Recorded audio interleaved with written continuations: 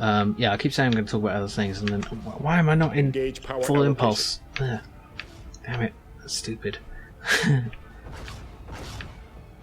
Yeah, Klingon honor can seem a bit haphazard. Like sometimes it means being fair, and sometimes it means victory at all costs.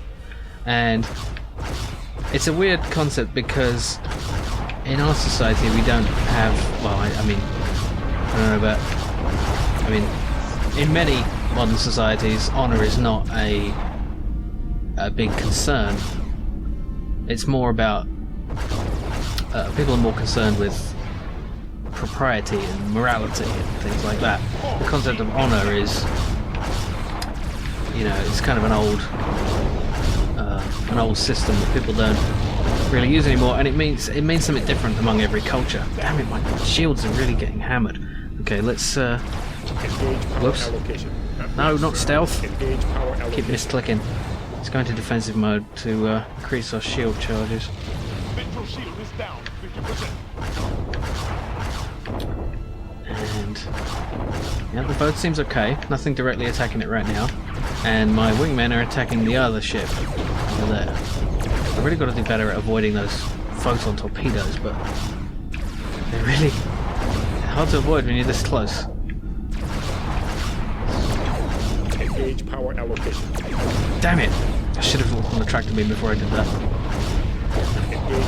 Dorsal shield is down. Damn it. Okay, let's face our stronger shields towards it. Maneuver around a bit. It's lost all its shields except its front shields, because they've had our back to us this whole time. Okay. Charge the tractor beam. No, I should have waited for it. I was being impatient. But the photon torpedo tube will probably be. Well, apparently not.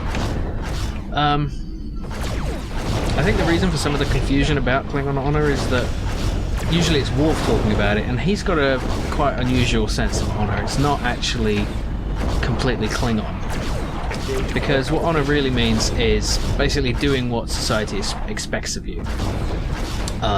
And people, it's really a selfish thing. People do what is honorable because they have to avoid being ostracized by society.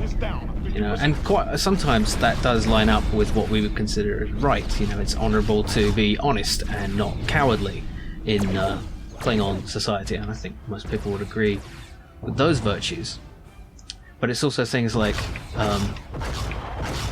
like Worf once says in Deep Space Nine, in response to the fact that Klingons were most likely lying in wait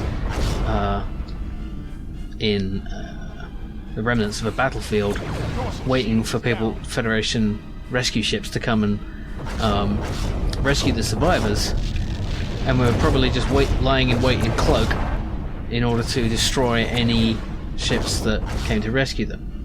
Bashir said, that doesn't seem very honourable to me, and Worf kind of looks at him funny and says, in war there is nothing more honourable than victory.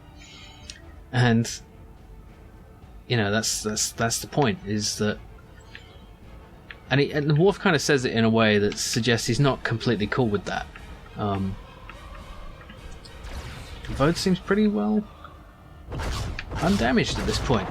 That's good. So the whole thing of Klingons using cloaking devices in the first place seems kind of cowardly. But it's not necessarily cowardly to use whatever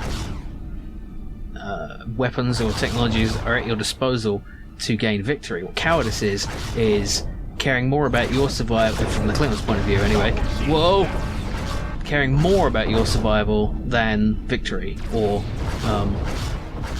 honor. That doesn't mean you don't care about your survival, it just means that okay, it just means that there's more important things than just living. And we have that perception too about some things. Not about victory, but like we believe in quality of life above quantity of life. You wouldn't Many, well, some people do. I don't know. It's getting into some dodgy territory. But you know, we acknowledge quality of life as often more important than just whether you're alive or not. Like, there's living. You know, you can just be living, and that's not enough. You've got to be. You got to do more than just exist. You know what I mean? I'm kind of getting off topic. But they do. I mean, a lot of what Klingons consider honourable, we consider despicable. Like killing injured patients in their bed because they think they're giving them an honourable death. But that's kind of bullshit, because if that isn't honourable in our society, then it doesn't apply. That's them applying their values to us, which of course we do to them. You know, and I mean, if there's an incident in Enterprise, in fact, where they saved the life of a Klingon who was injured, and whereas the Klingons would have let him die, and they consider the Vulcans are concerned that letting him live, or actually saving his life, would actually be a bad idea because of the values of the Klingons, and that is kind of repugnant to us. But when you're dealing with things that are basically about where interstellar war is a possibility, you've got to be a bit kind of careful. I'm not saying it's right, but might not, you know, I don't know. I'm really getting off topic. I'm just rambling, because as you can see, this game, the gameplay itself is kind of straightforward in many ways. I'm just kind of, there's not much to talk about in terms of just flying around and shooting things. I mean, I may just cut out parts of the battles in future. I mean, it's a lot of fun to play, but I don't know how good a video it will make. I mean, let me know if this continuation interests you at all, because I'm going to finish this game one way or another.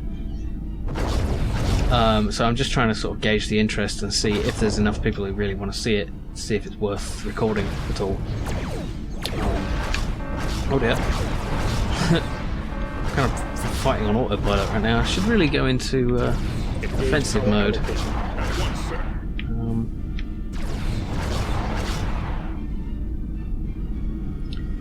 So yeah,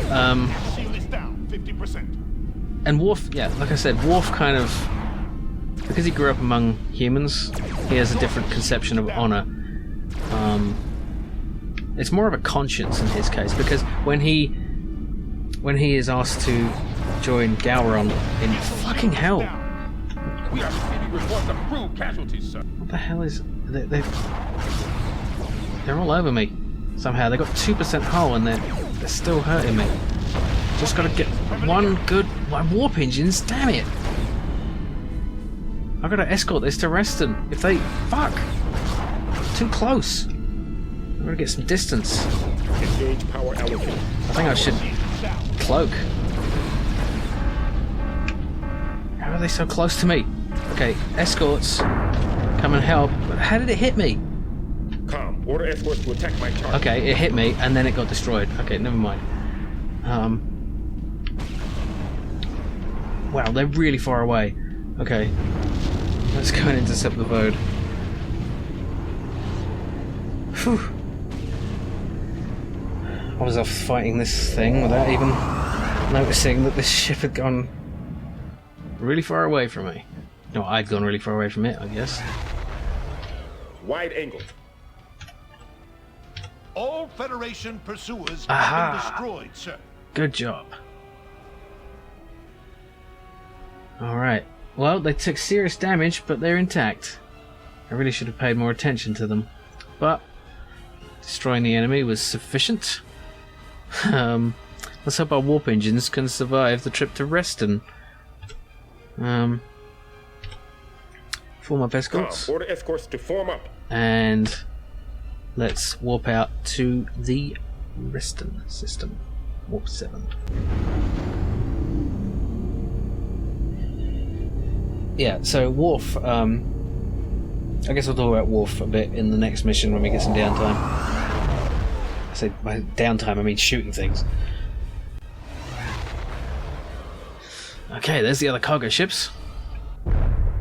And we did it! Kapla! My honor is restored. Why aren't there any stars? Because of graphical glitches, that's why. Look at the damage though. Some proud battle scars there.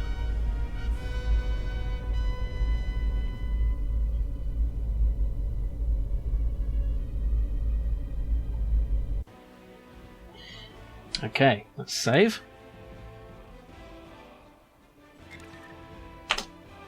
And debrief. You eliminated the Federation forces in the Petra system, clearing the way for the assault against the Regular Science Station. Very good. With the destruction of the Regular 1 science facility, our forces were able to successfully deliver the mobile base components. This, in turn, will allow us to establish a center of operations deep within Federation space. In doing so, we have taken a leap towards our ultimate objective. Your continued efforts have played a significant role in bringing us to this point. Excellent work, Cadet. Yes, indeed. I ask you now, what three things make the Federation a powerful adversary? General, it is their vast natural resources, their economic capacity, and the skills of their science. Good. Why? Well, the answer lies in their political acumen. They have successfully knitted together countless worlds of diverse races, plundered their resources, assimilated their technologies, and absorbed their wealth. This is their strength, and it is also their greatest weakness.